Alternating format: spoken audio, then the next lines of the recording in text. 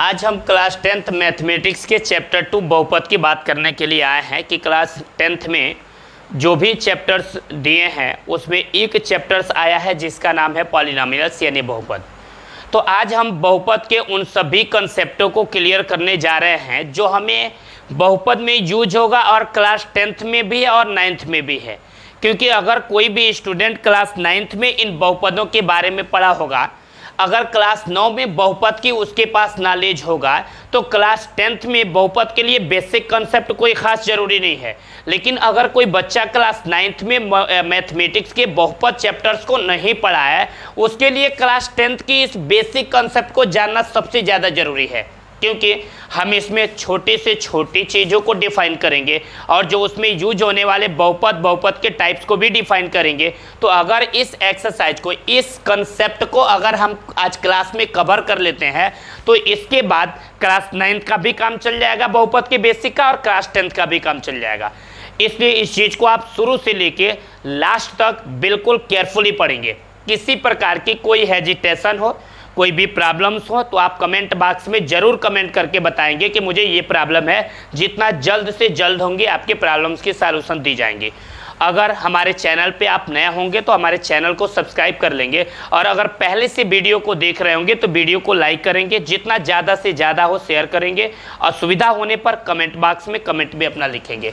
बिना time waste किए हम अपनी क्लास पे आ जाते हैं। यहाँ देखेंगे, हम यहाँ सबसे पहले एक राशि की बात करेंगे जो शुरू से लेके पढ़ते आते हैं, जिस राशि का नाम आया है चर राशि। अब ये चर राशियाँ क्या होती हैं तो मैं आगे इस चर राशि का डेफिनेशन लिखा हुआ हूँ कि वे राशियाँ, स्क्रीन पे आप देखेंगे कि वे राशियाँ जिनका मान बदलता रहता है उन्हें हम क्या कहते हैं, चर राशियाँ।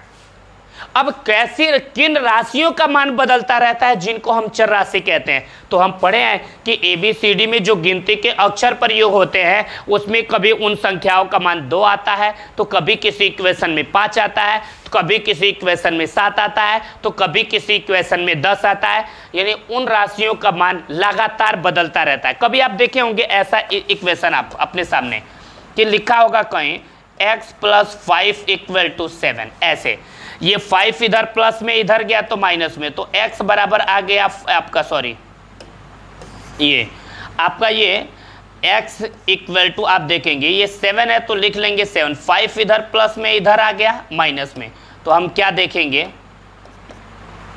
ये x बराबर 7 में से 5 घटा देंगे, क्या मिल गया 2, एक यहाँ मिला, यहाँ x का मान 2 मिला। अब ये अचर राशि तब होता है कि जब पहली बार x का मान 2 मिल गया है तो हमेशा किसी भी इक्वेशन में, किसी भी क्वेश्चन में हम सॉल्व करें तो हमेशा x का मान 2 ही आना चाहिए। कभी x का मान 3, कभी माइनस से, कभी 20, कभी 50 नहीं आनी चाहिए।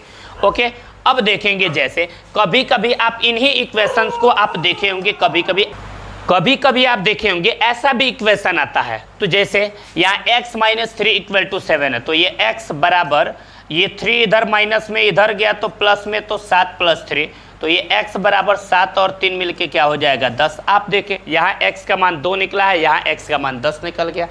ऐसे ही y - 5 = 2 है, तो आप देखें ये y = 5 इधर माइनस में इधर गया तो प्लस में, तो ये y = 2 और 5 मिलके क्या हो गया 7, या 7 मिल गया। अगर ऐसा ही आप देखेंगे, यहाँ पे एक एग्जांपल ले रहे हैं, ऐसे आ जाए y - 4 = आ जाए 3, ये 4 इधर माइनस में इधर गया तो प्लस में, तो ये 3 + 4 हो जाएगा, तो ये y = 3 और 4 मिलके कितना हो जाएगा 7, ये मिल गया। जैसे देख लीजिए कभी कभी यहाँ हो सकता है, मान लीजिए ऐसे भी आए कि y - 8 = 9 आ जाए, इस तरह से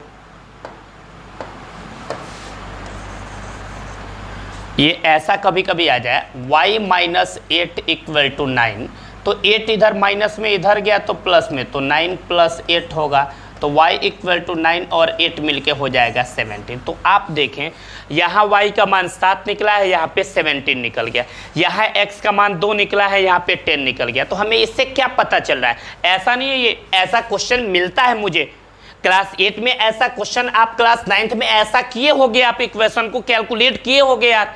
तो कभी वहां x का मान 2 आया, तो कभी 10 आया, तो कभी -20, तो कभी -10, तो कभी -5, तो कभी -1। दैट मीन्स इन xओ का मान बदलता रहता है। ऐसे ही y के मान को हम हल करते हैं तो इस y का भी मान अलग अलग समीकरण में y का मान अलग अलग निकलता है। तो ये ऐसी राशियां हैं जिनका मान हमेशा बदलता रहता है। तो वे राशियां जिनका मान बदलता रहता है उन राशियों का नाम क्या पड़ता है? चर राशि है। तो क्या चर राशि का क्या परिभाषा हम देंगे? सिंपल बोलेंगे कि वे राशियां जिनका मान बदलता रहता है उन्हें चर राशियां कहते हैं। बोलो क्लियर हो गया? क्या बोलेंगे परिभाषा चर राशियों का? वे राशियां जिनका मान बदलता रहता है उन्हें हम क्या कहते हैं? चर राशियां। एग्जाम्पल के थ्रू दिखा देंगे। यहाँ x का मान 2 निकला है, अगले इक्वेशन में x का मान 10 निकल गया, यहाँ इन 2 इक्वेशन में y का मान 7 निकला है, उसके अगला एक एग्जाम्पल लिए तो y का मान 17 निकल गया। फिर हो सकता है आप कोई और आगे एग्जाम्पल ले लोगे। यहाँ पे ले लिए कि मान लो ये y - 3 = 2, तो y = हो जाएगा 2 और 3 इधर माइनस में इधर गया तो प्लस में, तो y = 2 और 3 मिलके कितना हो गया? 5। ये देखेंगे आप y = 5 ये मिल गया। यहाँ देखें, यहाँ y का मान 7, यहाँ 17, यहाँ पे क्या निकल गया? 5। इसका मतलब ये ऐसी राशियां हैं ना कि जिनका मान बदलता रहता है। तो मैथमेटिक्स में जिन राशियों का मान बदलता रहता है उन राशियों का नाम क्या रखा गया है? चर राशि। मेरे देने से एग्जाम्पल में यहाँ ये छूट गया है कि अगर a आए, b, ये c डॉट अगर z तक की जो ये राशियां हमारे पास मिली हुई है इन राशियों का नाम क्या पड़ गया है? चर राशियां। ये वाला एग्जाम्पल में a हो गया, b हो गया, c हो गया, d हो गया, ये डॉट z तक ये जो भी राशियां हमें मिलती हैं ये कौन सी राशियां कही जाती हैं? चर राशियां। क्योंकि इन सबों का मान निश्चित नहीं होता है ना, बदलता रहता है। कभी इनका मान कुछ अलग निकलेगा, किसी और इक्वेशन में कुछ अलग निकलेगा, किसी और इक्वेशन में कुछ अलग निकलेगा, यानी इनका मान लगातार बदलता रहेगा।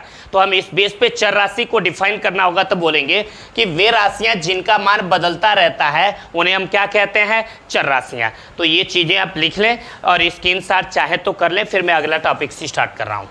देखें, इसके बाद ये अगला क्वेश्चन है ये वाला। इसके बाद यह आता है अचर राशियां। अब हमारा प्रश्न यह है कि अचर राशियां क्या होती हैं? अचर की इंग्लिश होती है कांस्टेंट। अचर की इंग्लिश क्या होती है? कांस्टेंट। कांस्टेंट का मतलब होता है नियतांक। यहां देखेंगे अचर की इंग्लिश क्या होती है? कांस्टेंट, यानी इसका मतलब नियतांक। अब देखें ये अचर राशि है क्या? ये कांस्टेंट इसकी इंग्लिश है। इससे पता चल रहा है कांस्टेंट का मतलब नियत, नियत का मतलब नहीं बदले। तो मैथमेटिक्स में कुछ ऐसी राशियां होती हैं जिनका मान कभी बदलता ही नहीं है। जैसे अगर मैथमेटिक्स में ये आ गया 1, तो 1 का मान क्या कभी 2 हो सकता है? कभी नहीं। आ गया 5, कभी आप 5 किसी समीकरण में x का मान अगर 5 आ गया तो क्या कभी 5 को हल करके आप 6 कर दोगे? कभी 5 को आप 6 बोलोगे? अगर एक जगह ये 5 है तो हमेशा कहीं पे भी लिखा रहेगा तो ये 5 ही होगा, कभी ये 6 नहीं हो सकता। इसको 6 नहीं आप पढ़ सकते। तो इसमें कुछ ऐसी राशियां हैं, यानी जो गिनती के ये जो भी ये राशियां आपको दिख रही हैं, गिनती के जो भी डिजिट आपको दिख रहे हैं ये हमेशा नियतांक होते हैं, इनका मान नहीं बदलता। कभी 1 बदल के 2 नहीं हो सकता, कभी आप 1 को 2 नहीं पढ़ सकते, कभी 2 को आप 4 नहीं पढ़ सकते, कभी 10 को आप 20 नहीं पढ़ सकते। यानी ये ऐसी राशियां हैं जिनका मान मैथमेटिक्स में कभी भी नहीं बदलता है, ये हमेशा नियत होते हैं। तो वही है, वे राशियां जिनका मान कभी नहीं बदलता है उन्हें हम क्या कहते हैं? अचर राशियां। क्या पढ़ेंगे आप? ये इसका क्या डेफिनेशन देंगे आप? वे राशियां जिनका मान कभी नहीं बदलता है हम उन्हें क्या कहते हैं? अचर राशियां। तो अचर राशि का परिभाषा आप लिख लोगे ना? क्या परिभाषा दोगे अचर राशि का? कि वे राशियां जिनका मान कभी भी नहीं बदलता है उन्हें हम क्या कहते हैं? अचर राशियां। एग्जाम्पल के तौर पे कोई पूछेगा तो आप क्या बोलोगे? 1 2 3 4 5 डॉट इन्फिनिटी तक ये जितनी भी राशियां हैं ये कभी भी नहीं बदलती हैं, इसलिए इनका नाम क्या चीज है? अचर राशि है। बोलो क्लियर हो गया? चर राशि किसे कहते हैं? जिसका मान समय के साथ बदलता रहता है। किसी इक्वेशन में कोई और आएगा, किसी इक्वेशन में कोई और आएगा, किसी इक्वेशन में कोई और आएगा, लेकिन अचर राशियों का मान कभी भी नहीं बदलता है, ये हमेशा हमेशा हमेशा कांस्टेंट होता है। तो इसीलिए अचर राशि का परिभाषा हम देते हैं कि वे राशियां जिनका मान कभी नहीं बदलता है उन्हें अचर राशियां कहते हैं। चलें एग्जाम्पल में कोई पूछेगा तो आप क्या बोलोगे, 1 2 3 4 5 6 डॉट डॉट इन्फिनिटिव तक ये सब के सब कौन सी राशियां आती हैं, ये सब के सब कौन सी राशियां हैं, अचर राशियां हैं। तो ये आप नहीं भूलोगे। हम आगे चल रहे हैं। पहले आपको मैंने बताया चर राशि, फिर मैंने आपको बता दिया अचर राशि। अब चर और अचर राशियों की संक्रियाएं पढ़ेंगे और उन संक्रियाओं से बनने वाला जो व्यंजक मिलेगा ना, उस व्यंजक का नाम पड़ेगा बीजीय व्यंजक। आ रहा है मेरी बात समझ में? तो अब हम बीजीय व्यंजक को कैसे डिफाइन करेंगे, गौर करेंगे। बीजीय व्यंजक को डिफाइन करना है मेरे को। ये देखें बीजीय व्यंजक, मैं कुछ बीजीय व्यंजक को लिख रहा हूं तो आप क्या देखेंगे, ये a प्लस बी का होल स्क्वायर इक्वल टू, आपके पास ये फार्मूला मिला हुआ है, a प्लस बी का होल स्क्वायर इक्वल टू, देखेंगे a square plus 2ab plus B square. देखेंगे गौर से, a प्लस बी का होल स्क्वायर इक्वल टू क्या मिला है, यहां पे a प्लस बी का होल स्क्वायर क्या है, a square plus 2ab plus B square. गौर करना, a माइनस बी का होल स्क्वायर इक्वल टू क्या है, ये है a square minus 2ab plus B square. अब देखें a प्लस बी और a माइनस बी का क्या फार्मूला है, a स्क्वायर माइनस क्या है बी स्क्वायर। तो इसमें क्या देख रहे हैं, क्या क्या चीजें इसमें प्रयोग की गई हैं। तो हम देख रहे हैं इसमें जो ABC आपको दिख रहा है ना, ये कौन सी राशि है, चर राशि। आप देखिए जो इसमें आपको ABCD दिख रहा है, ये कौन सी राशि है, इसमें ये चर राशि है।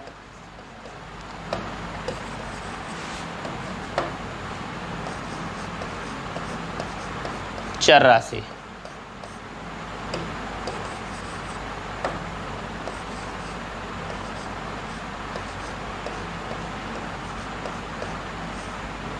चर राशि, ठीक है। इसके बाद से देखें इसमें 2 2 दिख रहा है, ये 2 2 2, ये 2 क्या है, गिनती का अक्षर है, तो ये क्या चीज है, अचर राशि।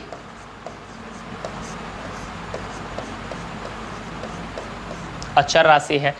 इसमें देख रहा है प्लस माइनस भी दिख रहा है, प्लस है माइनस प्लस माइनस ये दिख रहा है। ये प्लस माइनस ये क्या होते हैं, तो बोलोगे ये गणितीय संक्रियाएं हैं भाई। प्लस माइनस गुणा भाग इन सबों को कहते हैं प्लस माइनस मल्टीपल डिवाइडेड, ये डिवाइड, ये जो सारी चीजें जो दिख रही हैं, जो साइन आपको मैथमेटिक्स में दिख रहे हैं, इन साइनों को गणित में कहते हैं गणितीय संक्रिया। तो इसमें जो आपको प्लस माइनस दिख रहे हैं, जिसके फलस्वरूप ये कनेक्टेड हैं, जिन चिन्हों के साथ जुड़े हुए हैं ये, उन चिन्हों को हम कहते हैं गणितीय संक्रिया। इसका मतलब इसमें प्लस माइनस आए हैं, दैट मीन्स यहाँ गणितीय संक्रिया भी अवेलेबल है।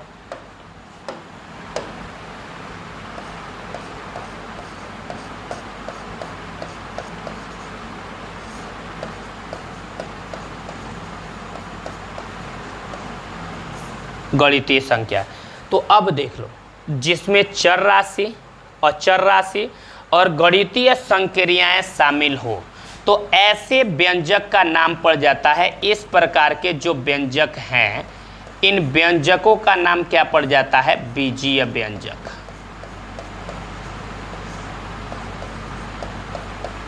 क्या नाम पड़ जाता है, बीजीय व्यंजक। क्या क्या अवेलेबल होने पे उसका नाम बीजीय व्यंजक पड़ेगा। गौर करना, एकदम बेसिक सी चीजें लेके चल रहे हैं।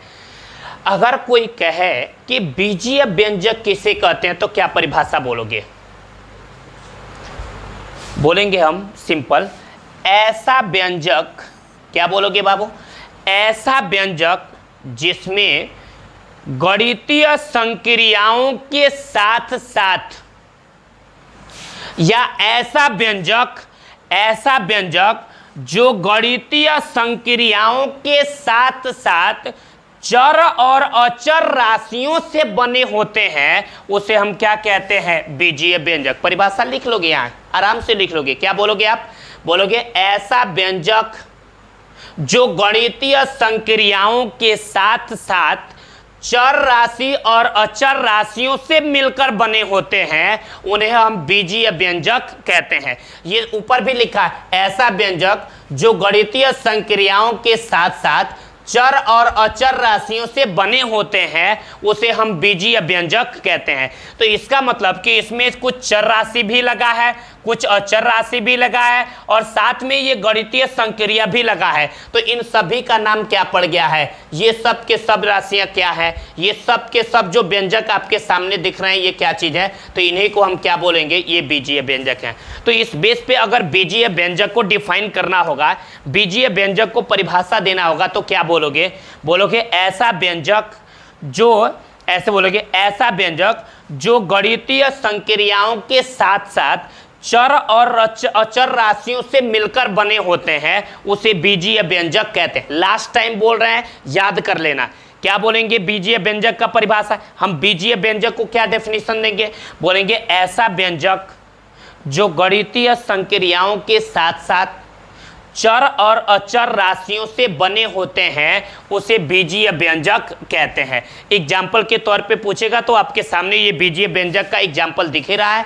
a प्लस बी का whole square equal to A square plus 2ab plus B square, या a माइनस बी का whole square equal to A square minus 2ab plus B square, या एक क्वेश्चन में a प्लस बी, दूसरे question में minus B, यह है a square minus B square. तो ये सब किसका एग्जाम्पल है? तो बीजीय व्यंजक का एग्जाम्पल है। बीजीय व्यंजक किसे कहते हैं? तो बोलेंगे ऐसा व्यंजक जो गणितीय संक्रियाओं के साथ साथ चर और अचर राशियों से मिलकर बने होते हैं, उन्हें बीजीय व्यंजक कहते हैं। ये स्क्रीनशॉट कर लें, फिर मैं आगे चलूंगा। ओके, अब देखिए आपके सामने अब हमारा हेडिंग आया बहुपद, यानी पॉलिनोमियल्स क्या होते हैं, थोड़ा सा इस पे गौर करेंगे। हम यहाँ पे कुछ एग्जाम्पल लिखे हैं। -2x + 7, x² + 3x, 4x² - x + 6, 2x³ - 5x² + x + 3। इनका नाम क्या है? इनका नाम क्या है? तो पहले नंबर, इसमें x उपस्थित है यानी चर राशि भी है, 2 और 7 उपस्थित है यानी अचर राशि भी है, प्लस भी उपस्थित है यानी गणितीय संक्रिया भी शामिल है। इसका मतलब ये हुआ है कि जो आपके सामने ये चीज़ें जो खुल के आई हैं, जो आपके सामने ये सारी चीज़ें दिख रही हैं, ये एक बीजीय व्यंजक हैं, क्योंकि इसमें चर राशि भी उपस्थित है, अचर राशि भी उपस्थित है, गणितीय संक्रिया भी है। तो इसका मतलब इसका नाम क्या है? बीजीय व्यंजक। तो लिखा हुआ है, पहले से बाद में लिखने की क्या जरूरत है मेरे को? यहाँ पहले से लिखा हुआ है, यहाँ देख लेंगे आप, ये पहले से क्या चीज़ है? ये बीजीय व्यंजक है। ठीक है, अब बीजीय व्यंजकों में एक चीज, इन सभी चीजों में एक चीज सिमिलरिटी दिख रहे हैं। ये बीजीय व्यंजक हैं, लेकिन इसमें जो चर राशियों के जो घात दिख रही है, भाई इस पे कुछ नहीं है तो एक इस पे भी, एक इस पे भी, एक इस पे भी क्या है? एक।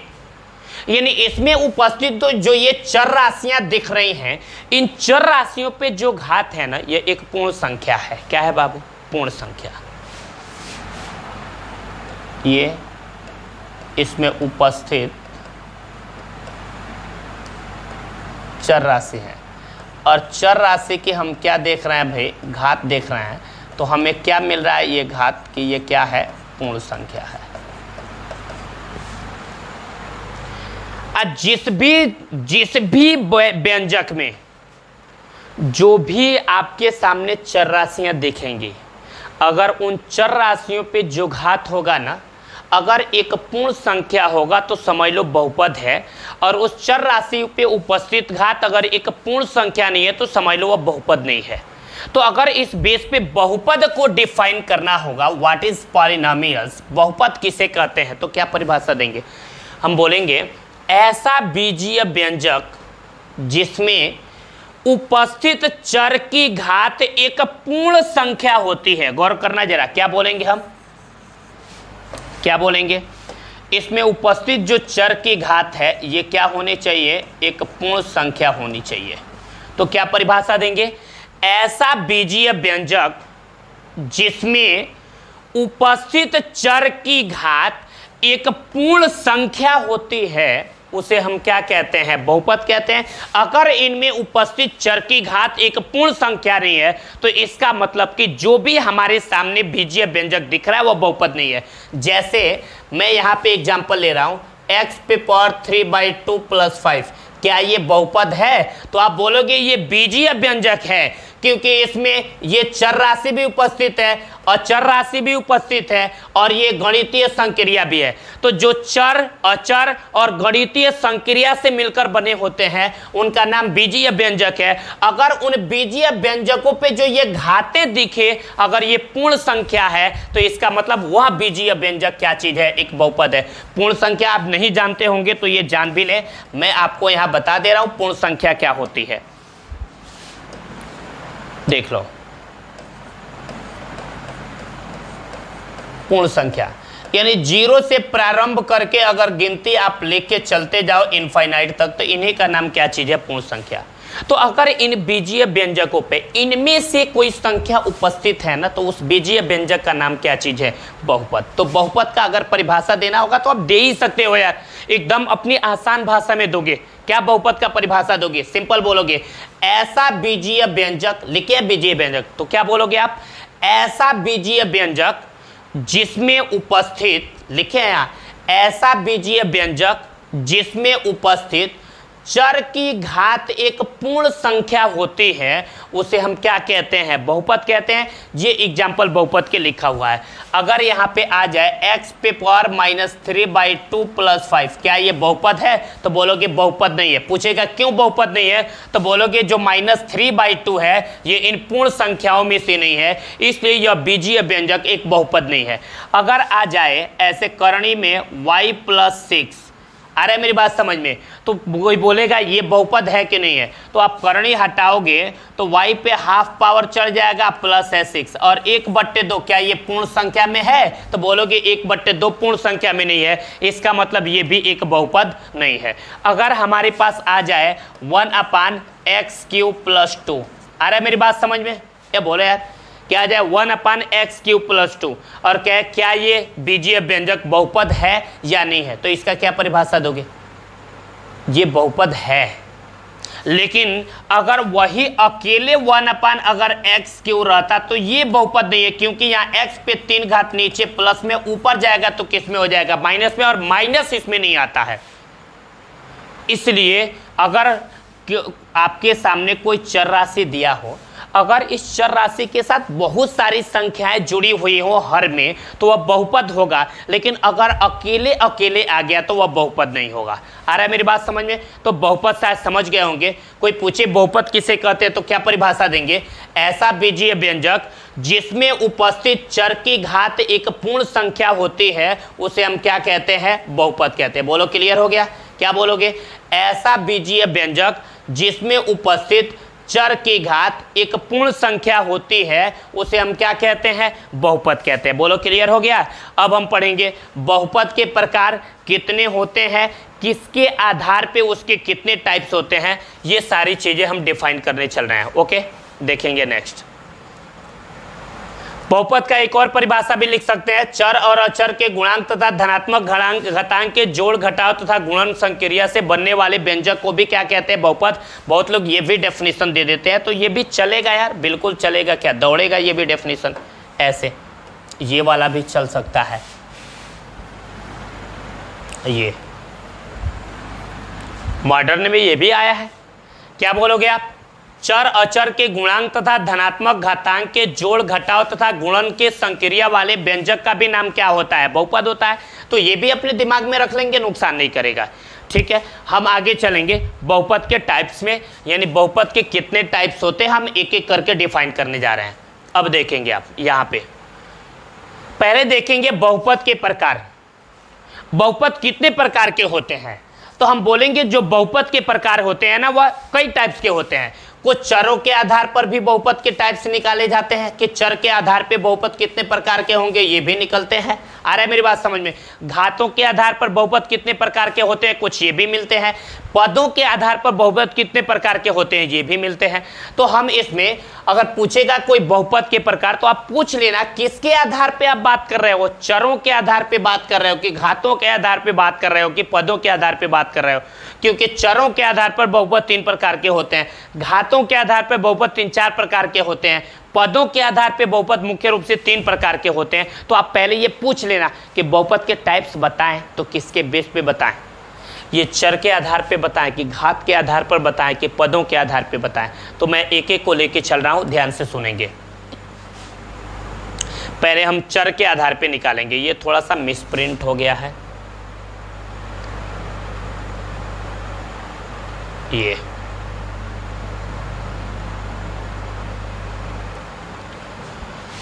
देख लेंगे आप। चर के आधार पर देखिए बहुपद कितने प्रकार के होंगे। तो हम बोलेंगे चर के आधार पे बहुपद मुख्य रूप से दो प्रकार के होते हैं। इनको मैच कर ले रहे हैं, थोड़ा सा अलग हो गया है। पहला होता है, देखो यहां भी मिसप्रिंट हो गया है,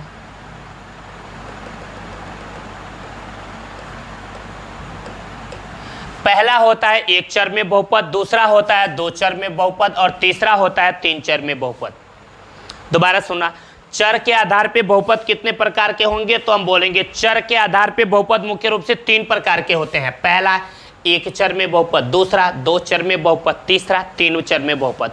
अब देखिए एक चर में बहुपद, ये कौन सी नई बातें आ गई? इसका मतलब ये हुआ, मैं यहाँ पे कुछ बहुपद लिख रहा हूँ, 4x + 2, 5x² + 9, 7y + 2, यहाँ पे लिख रहे हैं। यहाँ पे कुछ लिख रहे हैं बहुपद हम, 2x + 3y + 5 बराबर 5, ये है। ऐसे भी आ गया ax + by + c, ये भी आ गया। यहाँ आ गया 3x² + 9x + 6, ये भी आ गया। मैं यहाँ पे कुछ एग्जाम्पल लिख रहा हूँ, ये भी ऐसे आ जाए, 4x³ + 3y + 9z, या आ जाए आपका 4x² + 3xy + ये आ जाए 4z, ये वाला, ये भी एग्जाम्पल आ सकता है। तो इसमें एक चीज़ें हमें सिमिलरिटी दिख रही है, क्या? हमें एक चीज़ इसमें ये सिमिलरिटी दिख रही है, ये कि यहाँ पे जो हम बहुपद लिखे हैं इसमें सिर्फ एक ही तरह का, सॉरी मेरे से मिस्टेक हुई, ठीक है चलेगा। यहाँ पे जो हमारे सामने बहुपद दिख रहा है, इन बहुपदों में देख रहे हैं कि खाली है एक चर आया है, एक चर। यहाँ भी अकेले खाली एगो x आया है, तो इसमें भी सिर्फ है एक चर।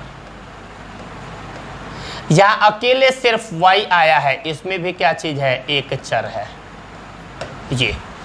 लेकिन यहाँ पे देख रहे हैं x और y दो ठो आ गए हैं, तो इसमें दो चर आ गए हैं। यहाँ भी देखो x और y, ये भी दो चर हैं। यहाँ x, यहाँ पे y लिख लो, इसमें भी क्या चीज है? दो चर हैं। यहाँ पे देख रहे हैं x y z, इसमें देख रहे हैं हम तो तीन चर आ गए हैं। कितने चर आ गए हैं? तीन चर।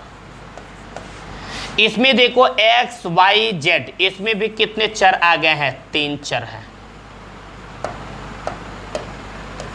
कितने चर है भाई? तो आप बोलोगे कितना? तीन चर, तीन चर। तो क्या बोलेंगे? ऐसा बहुपद जिसमें केवल एक चर उपस्थित होता है। गौर करना मेरी बातें, एक चर में बहुपद को डिफाइन कर रहा है, किसे कहते हैं?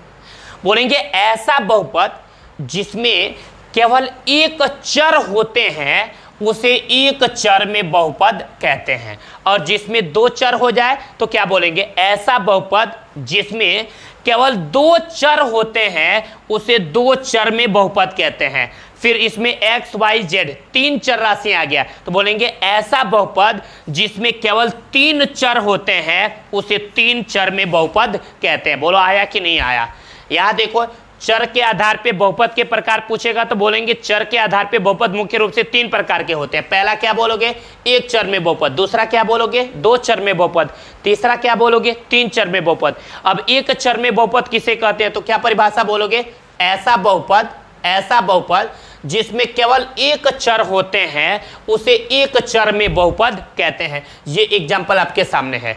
इसके बाद आता है दो चर में बहुपद, यानी दो चर में बहुपद किसे कहते हैं, तो बोलेंगे ऐसा बहुपद जिसमें केवल दो चर होते हैं उसे दो चर में बहुपद कहते हैं। इसके बाद आता है तीन चर में बहुपद किसे कहते हैं, तो बोलेंगे ऐसा बहुपद जिसमें केवल तीन चर उपस्थित होते हैं उन्हें तीन चर में बहुपद कहते हैं। बोलो आया कि नहीं आया।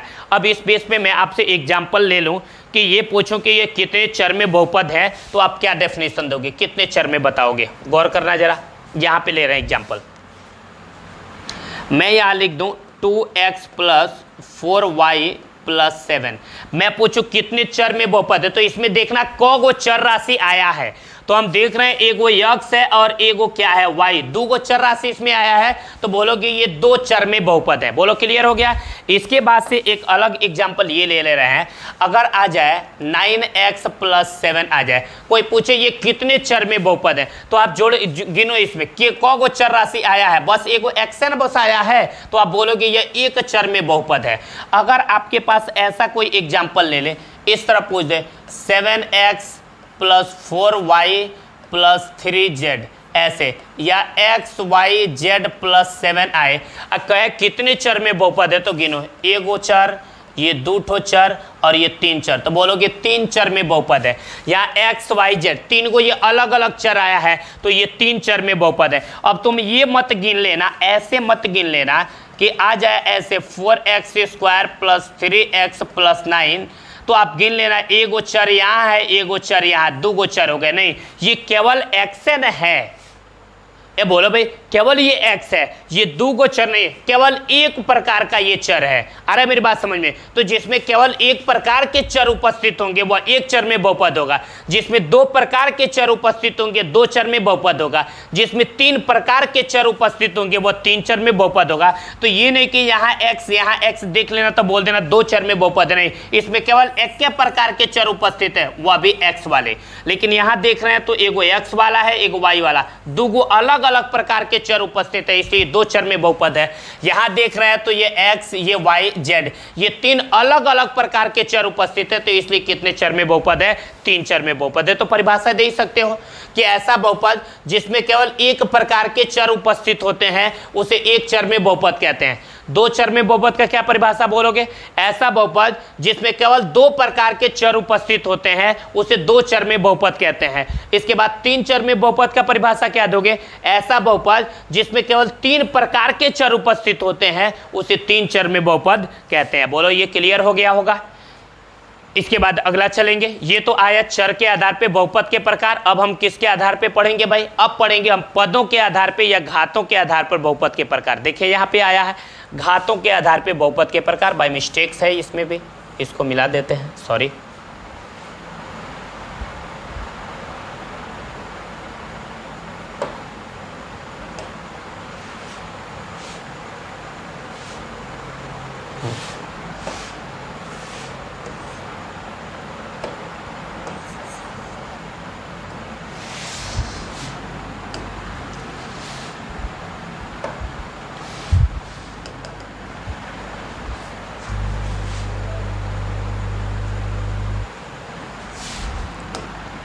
ओके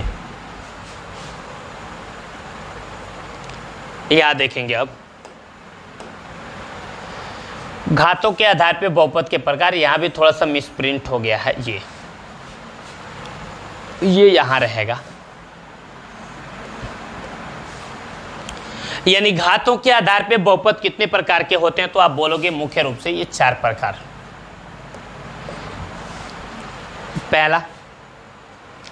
पहला बोलोगे शून्य बहुपद, दूसरा बोलोगे रैखिक बहुपद, तीसरा बोलोगे द्विघात बहुपद, और चौथा बोलोगे त्रिघात बहुपद। अब एग्जाम्पल लिख रहे हैं, एग्जाम्पल से आपको क्लियर होगा कि आपको करना क्या है। शून्य बहुपद में आपको ये देखेंगे, थोड़ा सा ये दिख नहीं रहा, 0x + 0y + 0z, या 0x²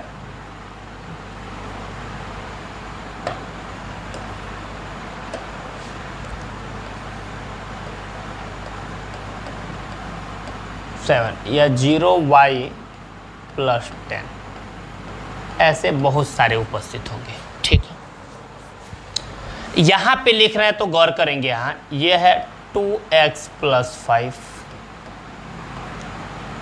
3x प्लस 9, ये या 4y प्लस 8 या 10z प्लस 27। ये इसमें आ जाए तो ये क्या है, ax square plus bx plus c। यहाँ आ जाए 9x square plus 5x plus 7।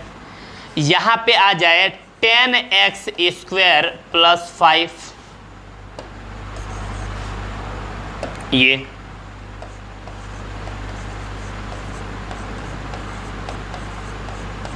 इत्यादि। यहाँ पे अगर आ जाए, ये वाला आ जाए ax cube plus 4, 2x cube plus 9 या सिर्फ y क्यूब या सिर्फ z क्यूब, ये आए तो क्या मिला। इसमें कुछ चीजें आपको दिख रही होंगी सिमिलरिटी, जो मेरे को डिफाइन करने के लिए काफी है, डेफिनेशन देने के लिए बहुपद का काफी है। ओके, पहला नंबर, ये ऐसा बहुपद है जिसमें जो भी चर राशियों के गुणांक है ना, वह सब के सब 0 है। ये गौर कर ले आप, जितने भी इसमें चर राशियां हैं उन सभी चर राशियों के गुणांक क्या चीज है, 0 है। लिख रहे हैं।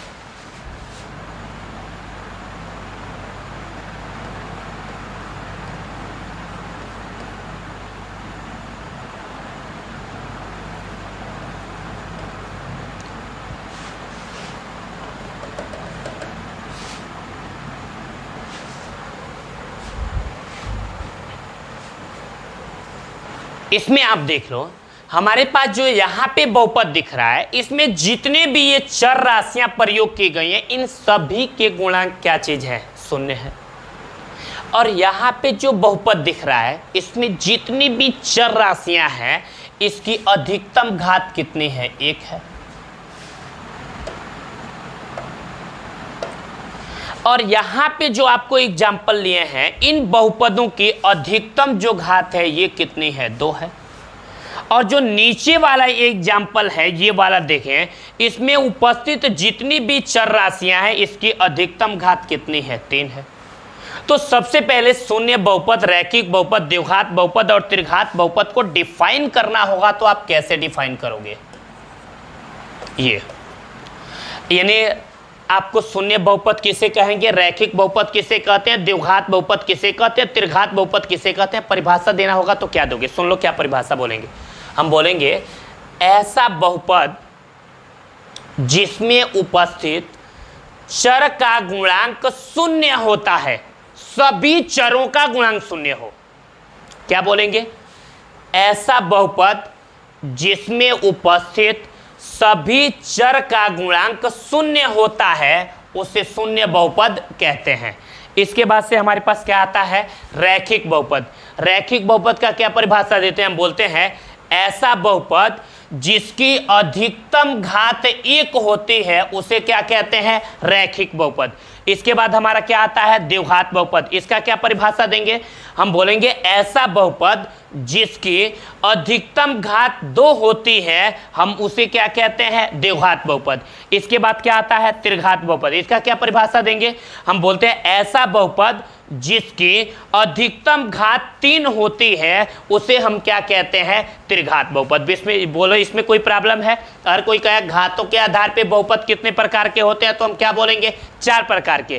पहला शून्य बहुपद, दूसरा रैखिक बहुपद, तीसरा द्विघात बहुपद और चौथा त्रिघात बहुपद।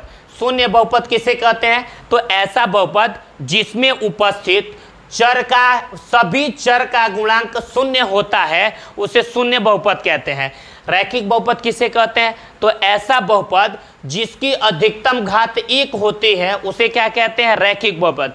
द्विघात बहुपद किसे कहते हैं? तो ऐसा बहुपद जिसकी अधिकतम घात 2 होती है उसे द्विघात बहुपद कहते हैं। त्रिघात बहुपद किसे कहते हैं? तो ऐसा बहुपद जिसकी अधिकतम घात 3 होती है उसे हम क्या कहते हैं? त्रिघात बहुपद कहते हैं। क्लियर हो गया? इसके बाद हम चलेंगे, अब बहुपद के प्रकार देखेंगे पदों के आधार पर। तो हम इसमें चलेंगे पदों के आधार पे बहुपद के टाइप्स को देखने के लिए। देखेंगे आप ये यहां देखिए, पदों के आधार पर बहुपद कितने प्रकार के होंगे? तो भी बोलोगे 3 प्रकार, एक एक पदीय बहुपद, दूसरा द्विपदीय बहुपद और तीसरा क्या है? त्रिपदीय बहुपद। इसको कैसे डिफाइन करेंगे गौर करो। ये भी थोड़ा सा मिस्टेक है, प्रिंट में ऐसे हो जाएगा और ये चल के जाएगा यहाँ, सॉरी।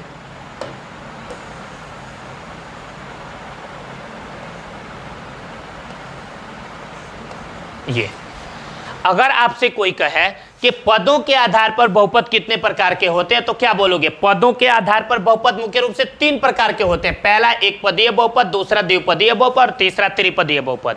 अब एक पदीय बहुपद किसे कहते हैं, द्विपदीय बहुपद किसे कहते हैं और त्रिपदीय बहुपद किसे कहते हैं, इसको आप कैसे डिफाइन करोगे? तो इसके लिए मैं एग्जाम्पल लिख रहा हूं और इस एग्जाम्पल को आप गौर से समझेंगे, बिल्कुल भी इसमें डिस्टर्ब नहीं होंगे, एकदम आपको ध्यान से समझने हैं इसके एग्जाम्पल्स को। और एग्जाम्पल आपको आया तो आप फार्मूला ऐसे ही बना लेंगे। यहां पे मैं लिख रहा हूं x पे पावर 5 x क्यू, y पे पावर 4 3x पे पावर 9 इत्यादि। इसमें मैंने क्या देखा, मैं यहां पे एक एग्जाम्पल लिख रहा हूं। ये आ गया, ये 4x square plus 2, 3x cube plus 9, 4y plus 7, z plus 2 इत्यादि।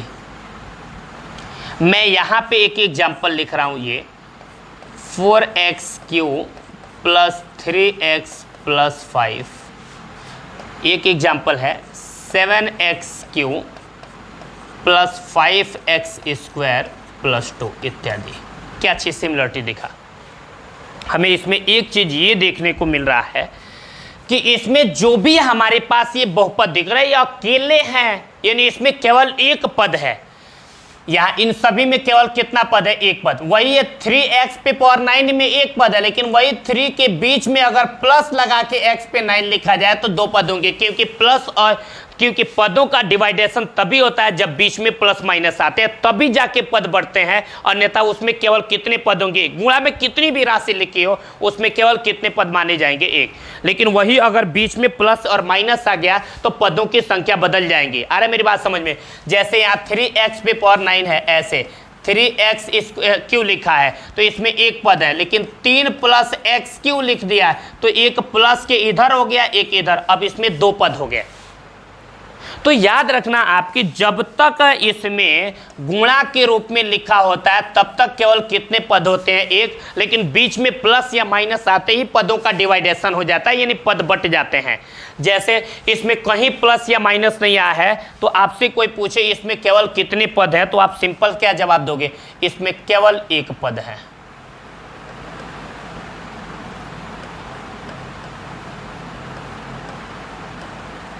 केवल एक पद है। लेकिन यहां देखिए प्लस के साथ बंट गया है, एक प्लस के इधर है, एक प्लस के इधर है, यानी अब आपसे इसमें पूछे कोई कितने पद है तो आप बोलोगे अब इसमें केवल 2 पद हैं, 2 पद। लेकिन इसमें देखो प्लस के इधर 1 2 3, 1 2 3, यानी इसमें कोई पूछे कितने पद है तो आप क्या बोलोगे? इसमें बोलोगे केवल 3 पद हैं।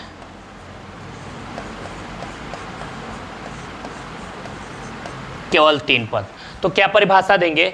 ऐसा बहुपद जिसमें केवल एक पद होते हैं उसे एक पदीय बहुपद कहते हैं।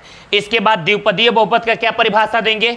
ऐसा बहुपद जिसमें केवल 2 पद होते हैं उसे द्विपदीय बहुपद कहते हैं। इसके बाद त्रिपदीय बहुपद का क्या परिभाषा देंगे? ऐसा बहुपद जिसमें केवल 3 पद होते हैं उसे त्रिपदीय बहुपद कहते हैं। मैंने आपको शुरू से लेके लास्ट तक की मैंने सारी बेसिक कंसेप्टें दी। अगर इतना याद कराने के बावजूद भी अगर किसी बच्चे को हेजिटेशन होगा तो बिना किसी हिचकिचाहट का वह बच्चा कमेंट करेगा, लिखेगा कि सर ये चीज़ें नहीं समझ में आया। मैं उन सभी चीज़ों को अच्छी तरह से डिटेल्स में समझाने की पूरी कोशिश करूंगा। अब हमारा टॉपिक्स खत्म होता है, इसके बाद हम अपनी क्लास ओवर कर रहे हैं। नेक्स्ट डे इसके अगले पार्ट अपलोड होंगे। मैं आपके मैथमेटिक्स में जितने भी एक्सरसाइज हैं 1 बाय 1 करके उनके बेसिक कंसेप्ट, उनके बेसिक फार्मूले, एक एक एक्सरसाइज के एक एक क्वेश्चन सारा कैलकुलेट करा के मैं यूट्यूब पे अपलोड कर दूंगा। और फ्री में एक भी किसी कंटेंट का आपको 1 रुपये पेड नहीं करने, पूरा फ्री में आपकी क्लासेज पूरे फाइनल किताब को लेके आएंगे। ओके, हम अपनी क्लास ओवर कर रहे हैं। Thank you.